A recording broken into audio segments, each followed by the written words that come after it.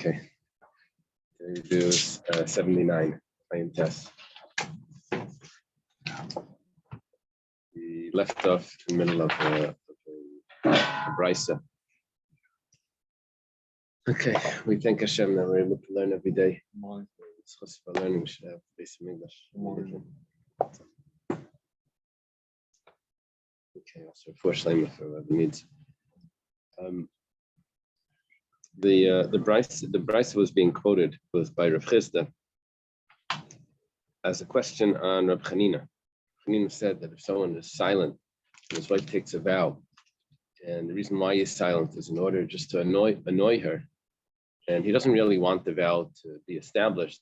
He wants to annul it, but he's just delaying the annulling to annoy her. So we say that that's not really considered establishing, and it's not. It's more considered annulling than establishing, and he can still annul it up to 10 days. This is Rabbi Chanina. This is Rabbi Chanina's statement. Well, we had a question from Rava. And now we have a question from Rav Chisda. Rav Chisda quoted a brisa, and the brisa it says that establishing is stricter than annulling, and annulling is stricter than establishing. We said, where do you see the establishing is stricter than annulling? I said, well, establishing is established in the heart. And with that, we had a question on Rabbi Chanina that it seemed to say that if he's quiet, it gets established. It doesn't get annulled. If he's quiet, it gets established, doesn't get annulled. And we thought that would mean that even if he's quiet because he's trying to annul her. And then we said, no, not necessarily is that real question. But now the brisa finishes. It says, Ashkechan chaymer behekem mi behefer. It's about 7 lines down. We find that establishing the vow is stricter than annulling. That's what we found so far. Behefer mi behekem mi nolan. Annulling is stricter than establishing. Minolan means from where, but the commentators say that it's really supposed to say my nihu. What are they? Like, what's the example? We're not asking from where, like a source. We're asking what are the examples of it. Who did I see that from? The Bach. No, it wasn't the Bach.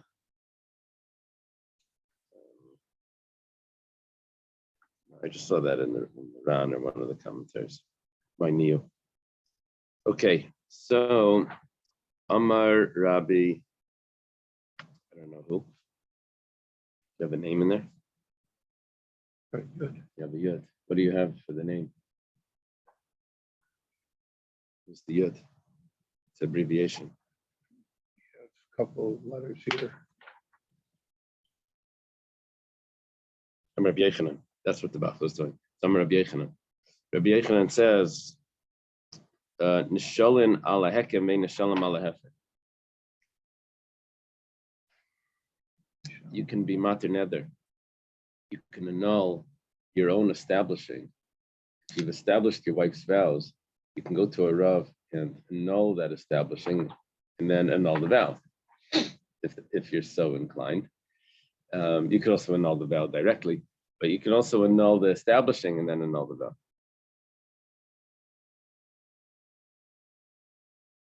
We're going to learn in the next chapter that there's a difference between if he annuls the vow by the Rav, if he annuls the vow as the husband. You can't reverse an annulment in that case. Well, what's actually the difference that we're going to see is that if he annuls it as a husband, in many cases it's only annulled while he's married to her. And it pops back up when they get divorced. Or when she marries someone else. When they get divorced and she marries someone else, we'll see that. Really? Yeah. It resurfaces. But if he annuls it by the chacham, then it's annulled, then it's finished. So anyway, what he's allowed to do is he's allowed to annul his establishing the vow, but he can't annul his annulling the vow. Let's say he decided that I didn't want to annul that vow. I want to take away the annulment that I did and actually establish it. He can't do that. He would have to wait for her to say it again. can't annul his annulment. So that's a stringency over annulling, that once you annul, it's annulled. You can't remove the annulment. Okay. Masav Rav Kana. Now Rav Kana has a question. It's hard to know how this is working chronologically, because first question was Rava. Next question was Rav Chisda. Rav Chisda is older than Rava. Maybe you could switch it to Rabba. That would help. Then Rav Kana would be the next question. Rav Kana, there's so many Rav Kanas that it's hard to know. There was an early Rav Kana, but okay. Whatever the case is, Masav Rav Kana. Rav Kana's question is: if the husband is silent, etc. What the pasuk says is, if the husband is silent on the day of the vow, so the vow is established because he was silent. He jumps in to say it must be talking about Shesek al Manas Lamekad. Shesek al Manas Lamekad is the case of Rabbi Chanina, that he's quiet because he wants to annoy her. And what are we saying? That if he's quiet, the vow gets established. Even though he really wanted to annul it, he just wanted to annoy her by delaying the annulment. So we see from this that it gets established. Rabbi Chanina is not correct. The Gemara says, how do you know that it's talking about that he's quiet because he wants to annoy her? Maybe he's quiet because he wants to establish it. Quiet because he wants to establish it is sort of like establishing it. So that would automatically become established, we understand. But quiet because he wants to annul it later, maybe he's still allowed to annul it. So later on in the verse, it says that the vow is established because he was quiet. So because he was quiet, that's telling me if he was quiet because he wants to establish it. What do I need the other pasuk for? That if pasuk, that's at the beginning of the pasuk, that says that if the husband is silent, what do I need that for? It must be telling me that must be talking about if he's quiet in order to annoy her. See if that's a good question. The Gemara says, why is that such a good question?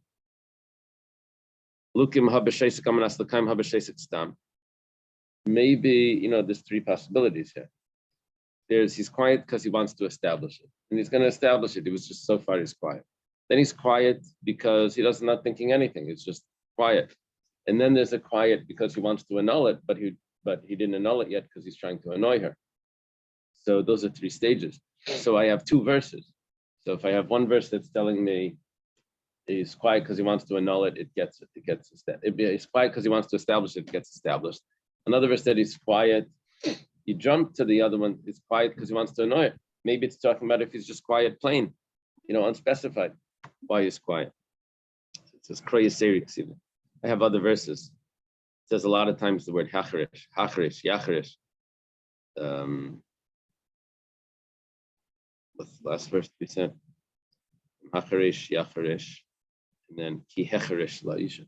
I have 3 times because it says so many times. So I'm including all types of quiet to become to be considered as that it's going to establish it. Okay, so we have a question. Now, it's an interesting Gemara here. Usually the Gemara doesn't do this.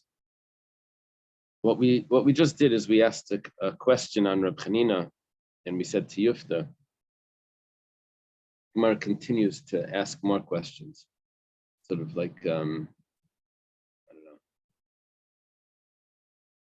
while he's down, throw another question on. Masiv Rava. Rava has another question. Nadra im chashecha. If she took a vow while it was getting dark on Shabbos. Now Shabbos means over here Shabbos afternoon. So meifilat shleich chashta. The annulment could be done until it gets dark. While it gets dark doesn't mean that it's while it gets dark. It means right before it gets dark. So you can annul it until it gets dark. Because if he doesn't annul it and it gets dark, then he can't annul it anymore. Now, 1 second. Shabbos. Could be the reason why he didn't annul it on Shabbos was because it was a vow that wasn't relevant to Shabbos. So he's postponing annulling it because he wants to annul it, but he just didn't do it because it was Shabbos. Remember, it's Shabbos. On Shabbos, you're only supposed to annul vows that were relevant for Shabbos. So if he has a very good reason why he's postponing the annulment, for example, he's trying to annoy her, or for example, he wants to annul it after Shabbos because he doesn't want to violate Shabbos by annulling the vow. So both of those would be good reason to say that you should have more time. If when he tries to annoy her, that's good reason to postpone the annulment and to get an extension on the annulment. So if it's Shabbos, he should also get that extension on the annulment. That's his question. Let it at least be Shabbos not annulling the vow is similar to annoying her, at least, right? At least it is good of a reason as annoying her. So why, if annoying her gets an extension, why doesn't it postponing it because of Shabbos get an extension? Versus Tiyufta, that's also a good question. Ravashi. Rashi has another question. The person knew that his wife had taken a vow, but he didn't know that he was allowed to annul it. He never heard this. He didn't get up to that parsha yet. A husband can annul his wife's vows. He knows there's a vow, but he didn't know how to get rid of it. So the rule is yafer. He can annul it when he learns the halacha. Whoa. Whenever I guess when Rabbi Gordon teaches that chitas, to say if this is the first time you're learning this, you have 11 hours left to annul.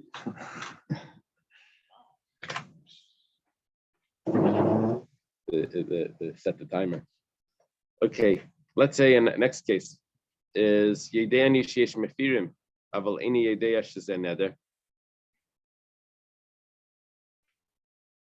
He knows that he's allowed to annul a vow, but he didn't know that this vow was the type of vow that he was allowed to annul. They have to wait for the next chapter to find out which type of vows is he allowed to annul. So then he finds out. So Rameir says, now you can't annul it now. It's not considered the day of hearing. The day of hearing was the day either that you heard the vow or the day that you learned that you can annul a vow. But the day that you learned that this is the type of vow that you can annul, that's already too late. Chachamim say no, you can still annul the vow. Why can you not annul the vow? Because you weren't 100% that you can annul it. Now you heard that you can annul it. Now you're going to annul it. Gemara says, now the Gemara is asking back on, this is Ravashi, goes back on Reb Meir. If Reb Chanina is correct, that someone can get an extension to annul the wife's vows because he's trying to annoy her.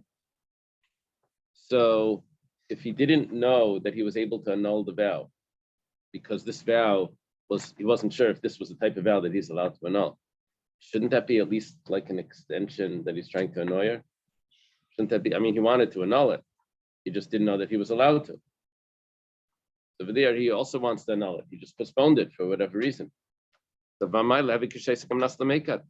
if there's an extension that's given, it should be given for this as well. So Tiyufta is a question. We said 10 days. But Tiyufta, we finish off with the question. So the Ran says Hilkach, because of these questions, we've established that we've accepted that Sheisik Amanas Lamekat is just like he's quiet and he's not allowed to annul it any later than the day that he hears it. Who's the source of the 10-day? It was Rabbi Chanina. That was Rabbi Chanina also? Yeah. He really wanted to make it easy.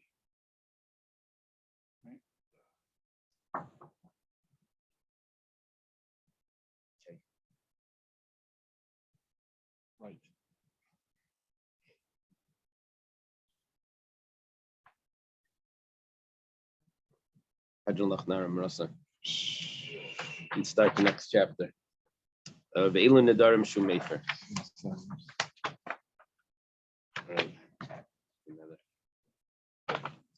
And these are the vows that he is allowed to annul.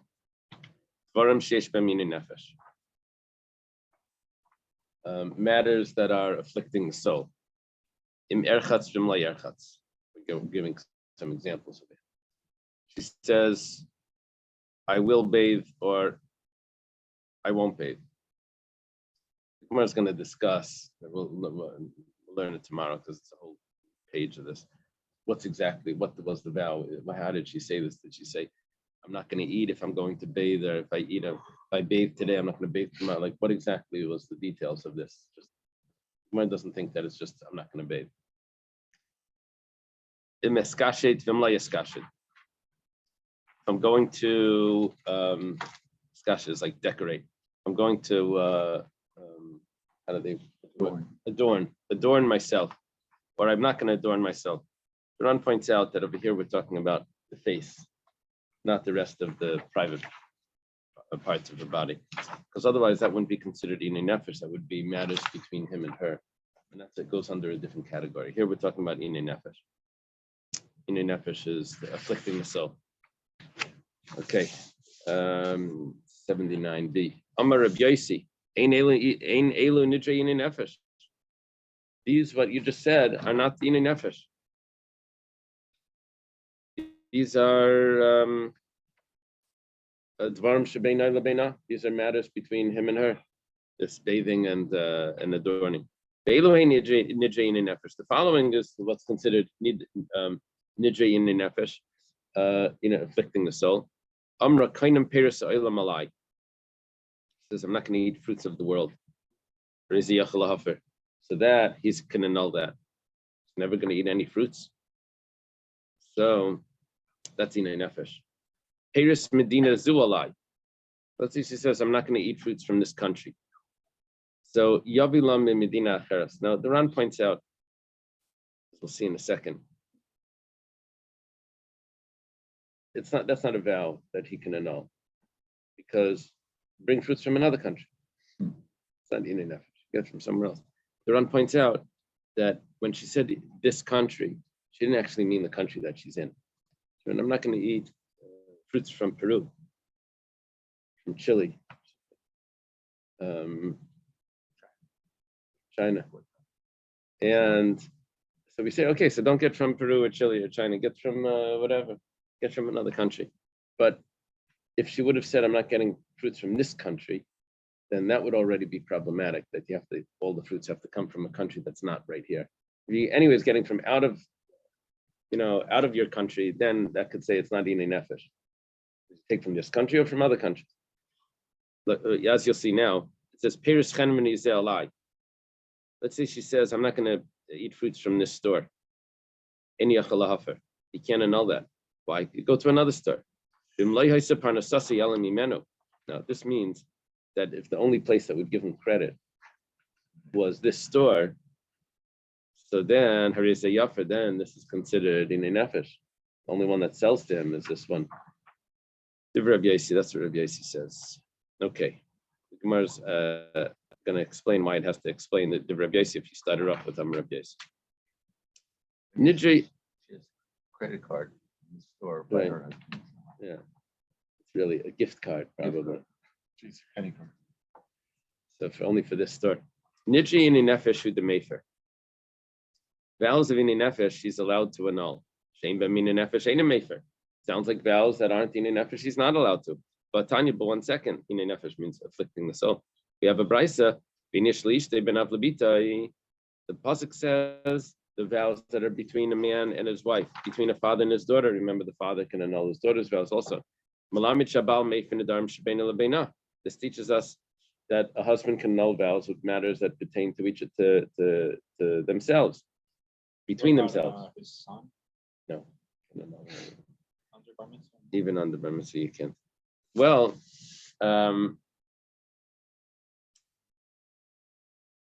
sounded from our Mishnah that it was only inay nefesh. We see it doesn't have to be inay nefesh. It could be anything that That's between them. They can annul. Amri, so they answered, Halain v'halain mefer. Halain is a condensed version of Elaine, which means these or those. Somehow, in some in the Yerushalmi, you see a lot of these like condensed words. Is Halain. It means these or those. These and those. It can be mefer. You can annul it. Ina nefesh mefer lo'ilam. Ablein b'amina nefesh. Ina nefesh. If it's afflicting his soul, he can always annul it. But if it doesn't have ina nefesh, then the rule is kedisa tchoisei abiyafara. When she is under his jurisdiction, it's annulled. But when he divorces her,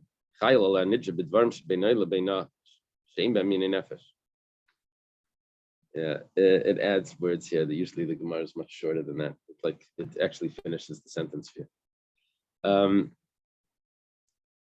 When he divorces her, the Nedarim, the vows that are between themselves that don't have ina nefesh take effect from when they get divorced. But if they have an affliction to the soul, then nidra, it doesn't take effect. No, it doesn't resurface. So what we learned in our Mishnah was Elu Nedarim Shu Mefer, that he can be Mefer La'ilam. That will always be Mefer. That's how the Gemara is explaining it. These are vows that will always be they'll always be annulled. Now the Gemara says Dvarim Shem B'Amina Nefesh Ki Megarish La Chayla Allah. Vows that don't have ina nefesh when he divorces her, they resurface. But we have a Mishnah, Rabbi Yechon ben Nuri, this Mishnah is later on in this parak. Rabbi Yechon ben Nuri says that let's say she takes a vow that she's not going to have benefit from him. That she takes a vow that the work of her hands should not give benefit to her husband. Okay, the husband can't have benefit from her income or from anything that she makes. So he doesn't need to annul that vow because it's automatically annulled. He owns the work of her hands, and she can't make that forbidden on him. Right. He can't. That's already an agreement that he's supposed to get her income. He supports her and he pays her doctor bills and he releases her if she was taken captive and all of that. So he owns the work of her hands. Well, she can't nullify that, you said? It doesn't even need to be nullified because it's automatically void. Rabbi Yechon ben Nuri says Yafer. Rabbi Yechon ben Nuri says no, he should annul it. Why? Shami Yagashena, maybe he'll divorce her. Teyasura alai, and then it's going to be prohibited. Now,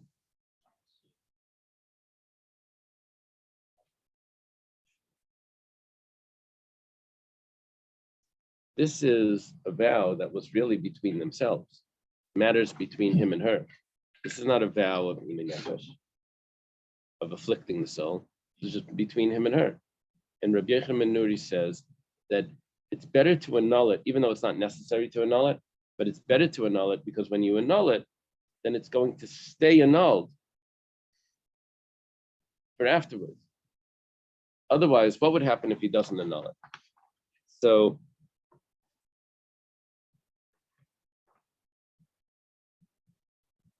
if he doesn't annul it, then right now the vow doesn't take effect because they're married. But when they get divorced, it takes effect. When they get divorced, it takes effect. Let's say he wants to remarry her. He won't be allowed to remarry her because there's a vow there that she can't give him benefit.